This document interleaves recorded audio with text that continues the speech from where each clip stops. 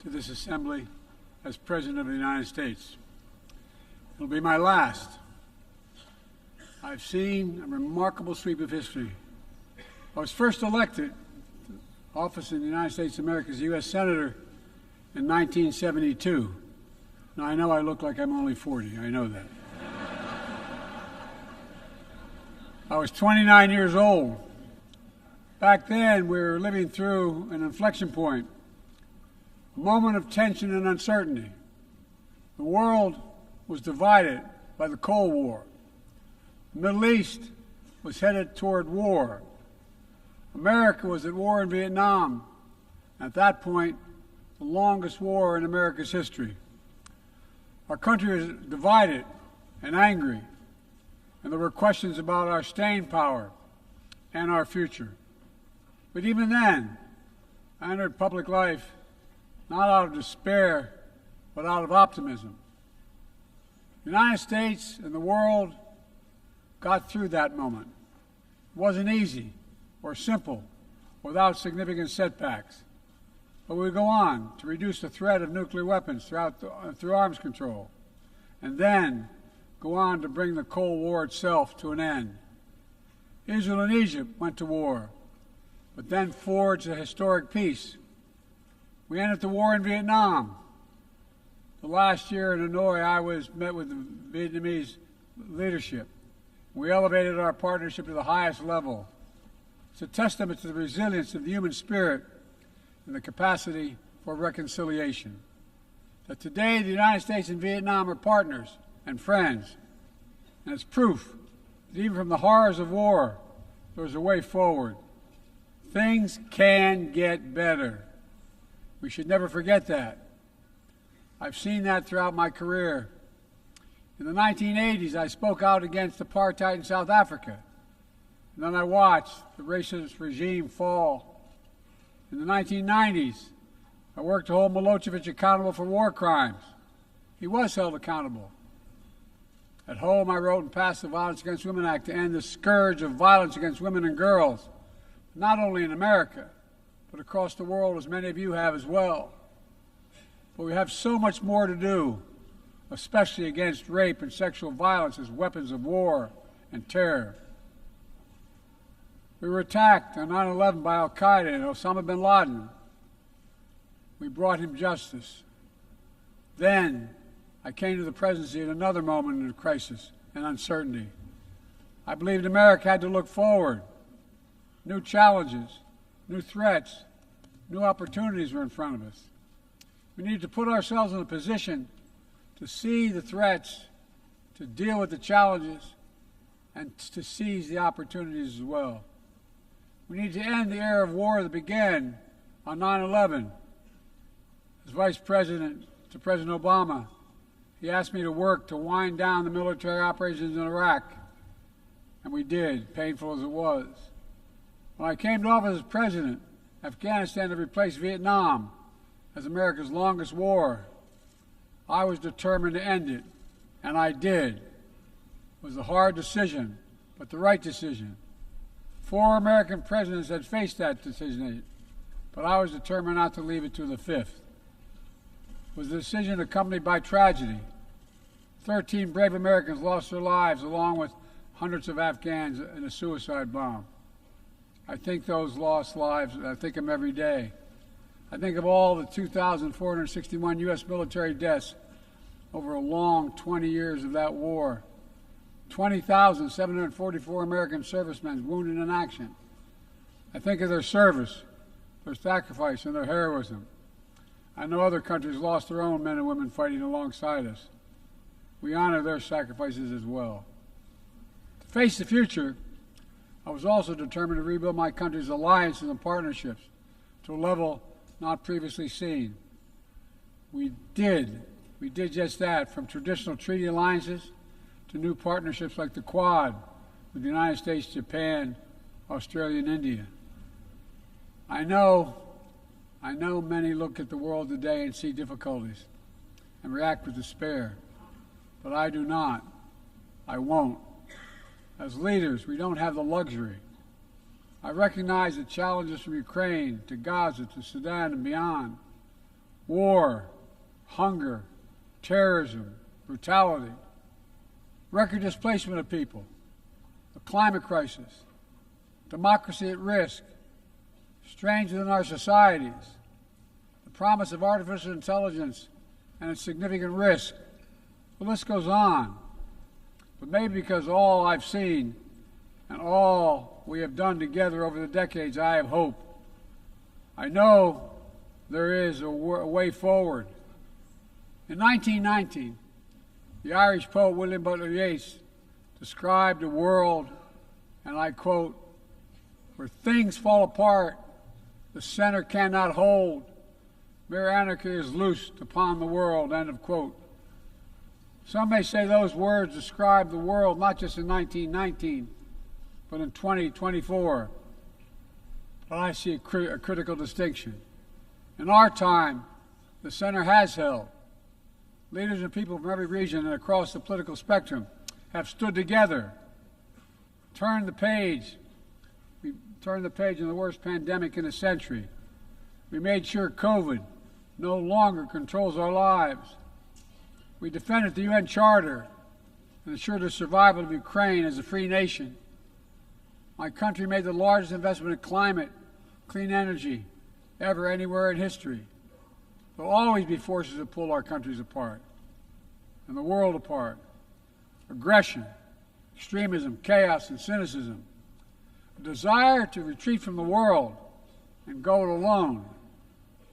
Our task, our test, is to make sure that the forces holding us together are stronger than those that are pulling us apart. That the principles of partnership that we came here each year to uphold can withstand the challenges. That the center holds once again. My fellow leaders, I truly believe we're at another inflection point in world history, where the choices we make today will determine our future for decades to come. Will we stand behind the principles that unite us? Will we stand firm against aggression? Will we end the conflicts that are raging today? Will we take on global challenges like climate change, hunger, and disease? Will we plan now for the opportunities and risk of a revolutionary new technologies? I want to talk today about each of these decisions and the actions, in my view, we must take. To start, each of us in this body has made a commitment to the principles of the UN Charter to stand up against aggression. When Russia invaded Ukraine, we could have stood by and merely protested. But Vice President Harris and I understood that that was an assault on everything this institution is supposed to stand for. And so, my direction, America stepped into the breach, providing massive security and economic and humanitarian assistance. Our NATO allies and partners in 50-plus nations stood up as well. But most importantly, the Ukrainian people stood up. I asked the people of this chamber to stand up for them. The good news is Putin's war has failed and at his core aim. He set out to destroy Ukraine, but Ukraine is still free. He set out to weaken NATO, but NATO is bigger, stronger, more united than ever before, with 2 new members, Finland and Sweden. But we cannot let up. The world now has another choice to make. Will we sustain our support to help Ukraine win this war and preserve its freedom, or walk away and let aggression be renewed and a nation be destroyed? I know my answer. We cannot grow weary. We cannot look away. And we will not let up on our support for Ukraine, not until Ukraine wins a just and durable peace in the UN Charter.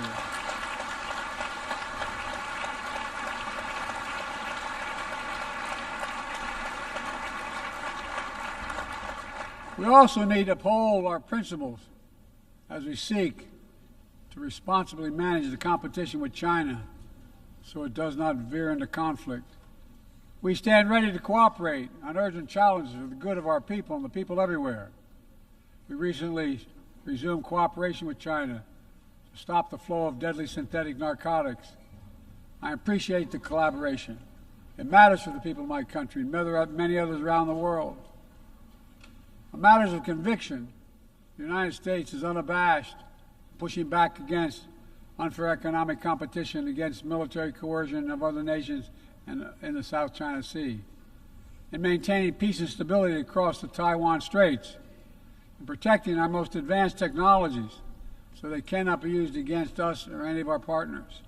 At the same time, we're going to continue to strengthen our network of alliances and partnerships across the Indo-Pacific. These partnerships are not against any nation. They're building blocks for a free, open, secure, and peaceful Indo-Pacific. We're also working to bring greater measure of peace and stability to the Middle East. The world must not flinch from the horrors of October 7th. Any country would have the right and responsibility to ensure that such an attack can never happen again. Thousands of armed Hamas terrorists invaded a sovereign state, slaughtering and massacring more than 1,200 people, including 46 Americans, in their homes and at a music festival. Despicable acts of sexual violence, 250 innocents taken hostage. I've met with the families of those hostages. I've grieved with them. They're going through hell. Innocent civilians in Gaza are also going through hell. Thousands and thousands killed, including aid workers. Too many families dislocated, crowding into tents, facing a dire humanitarian situation. They did not ask for this war that Hamas started. I put forward with Qatar and Egypt a ceasefire and hostage deal. It's been endorsed by the UN Security Council. Now is the time for the parties to finalize its terms, bring the hostages home, and secure security for Israel and Gaza free of Hamas' grip, ease the suffering in Gaza, and end this war. On October 7th,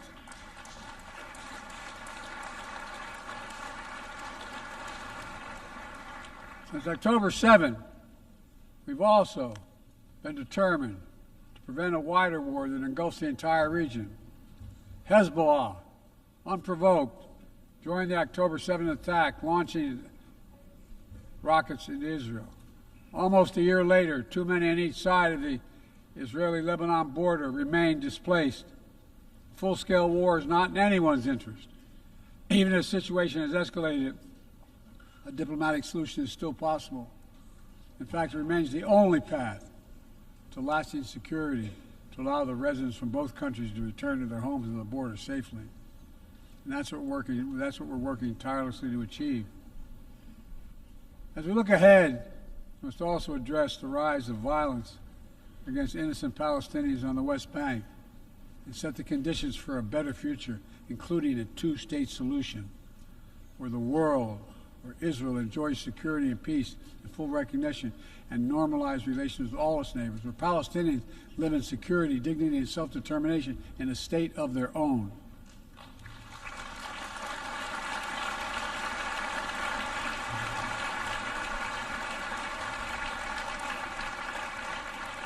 Progress toward peace will put us in a stronger position to deal with the ongoing threat posed by Iran.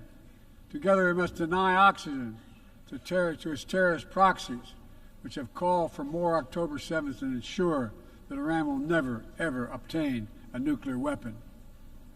Gaza is not the only conflict that deserves our outrage. In Sudan, a bloody civil war unleashed one of the world's worst humanitarian crises. 8 million on the brink of famine. Hundreds of thousands already there. Atrocities in Darfur and elsewhere. The United States has led the world in providing humanitarian aid to Sudan. And with our partners, we've led diplomatic talks to try to silence the guns and avert a wider famine.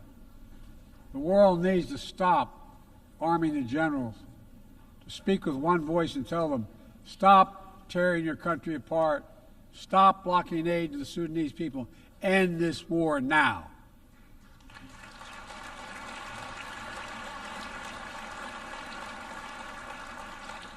But people need more than the absence of war. They need a chance to live in dignity.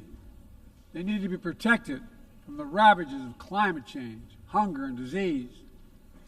Our administration has invested over $150 billion to make progress on other sustainable development goals. It includes $20 billion for food security, and over $50 billion for global health. We've mobilized billions more in private sector investment. We've taken the most ambitious climate action in history. We've moved to rejoin the Paris Agreement on day one. And today, my country is finally on track to cut emissions in half by 2030. On track to honor my pledge to quadruple climate financing to developing nations with $11 billion thus far this year. We've rejoined the World Health Organization, donating nearly 700 million doses of COVID vaccine to 117 countries. We must now move quickly to face Mpox outbreak in Africa. We're prepared to commit $500 million to help African countries prevent and respond to Mpox and to donate 1 million doses of Mpox vaccine now.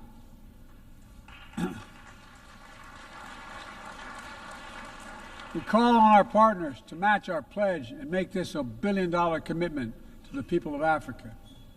Beyond the core necessities of food and health, the United States, the G7, and our partners have embarked on an ambitious initiative to mobilize and deliver significant finance to the developing world. We're working to help countries build out their infrastructure, to clean energy transition, to the digital transformation, to lay new economic foundations for a prosperous future. It's called the Partnership for Global Infrastructure and Investment. We've already started to see the fruits of this emerge in Southern Africa and Southeast Asia and in the Americas. We have to keep it going. I want to get things done together. In order to do that, we must build a stronger, more effective, and more inclusive United Nations. The UN needs to adapt and bring new voices and new perspectives. That's why we support reforming and expanding the membership of the UN Security Council.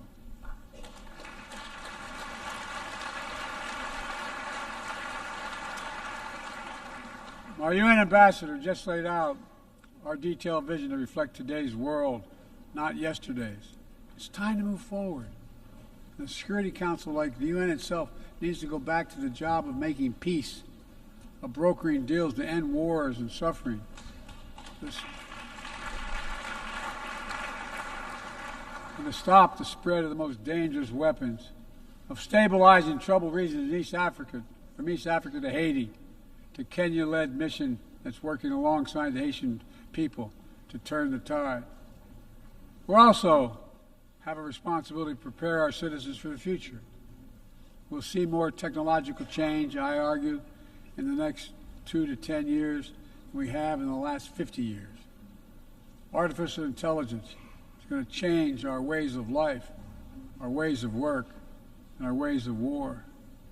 It could usher in scientific progress at a pace never seen before, and much of it could make our lives better. But AI also brings profound risks, from deep fakes to disinformation, to novel pathogens, to bioweapons. We've worked at home and abroad to define the new norms and standards. This year, we achieved the first ever General Assembly resolution on AI to start developing global rules of the road. We also announced a declaration on the responsible use of AI, joined by 60 countries in this chamber. But let's be honest, this is just the tip of the iceberg, what we need to do to manage this new technology.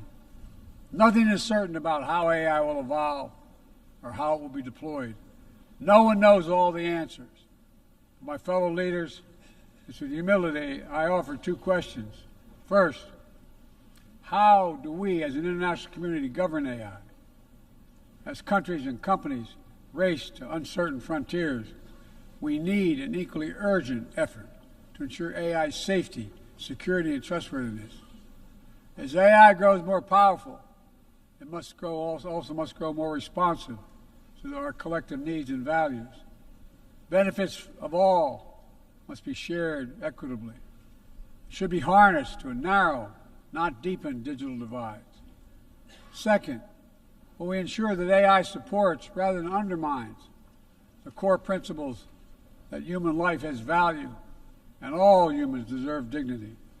We must make certain that the awesome capabilities of AI will be used to uplift and empower everyday people, not to give dictators more powerful shackles on than the human spirit. In the years ahead, there may well be no greater test of our leadership than how we deal with AI. Let me close with this. Even as we navigate so much change, one thing must not change. We must never forget who we're here to represent. We, the people. These are the first words of our Constitution, the very idea of America. They inspired the opening words of the UN Charter. I made the preservation of democracy the central cause of my presidency. This summer, I faced a decision whether to seek a second term as president. It was a difficult decision.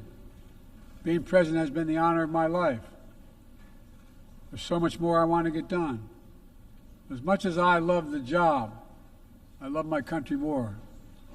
I decided after 50 years of public service, it's time for a new generation of leadership to take my nation forward. My fellow leaders, let us never forget, some things are more important than staying in power. It's your people.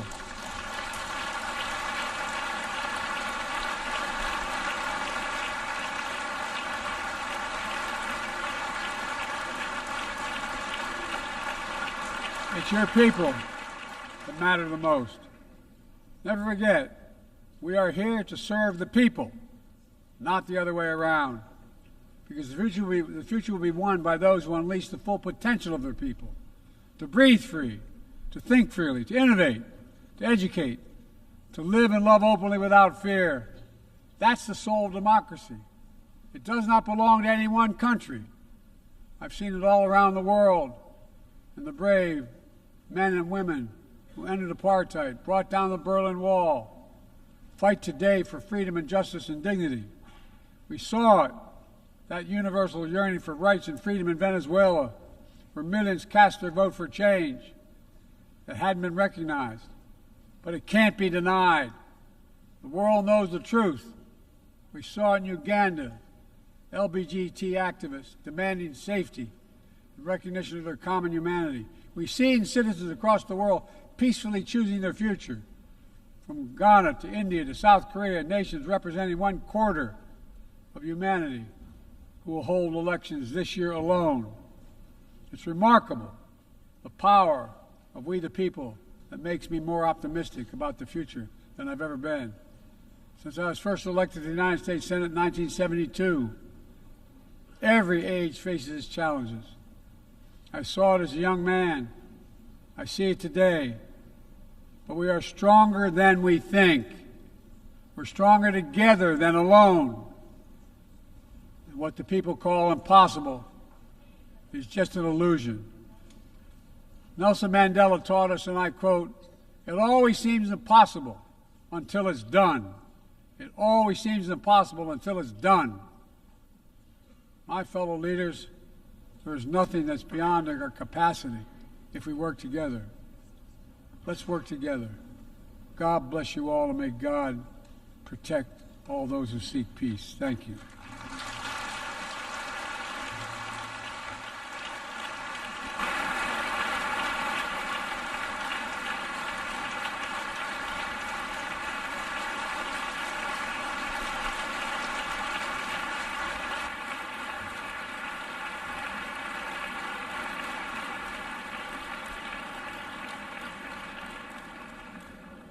On behalf of the Assembly, I wish to thank the President of the United States of America. May I request representatives to remain seated while we suspend the meeting for 5 minutes before resuming to hear the next speaker.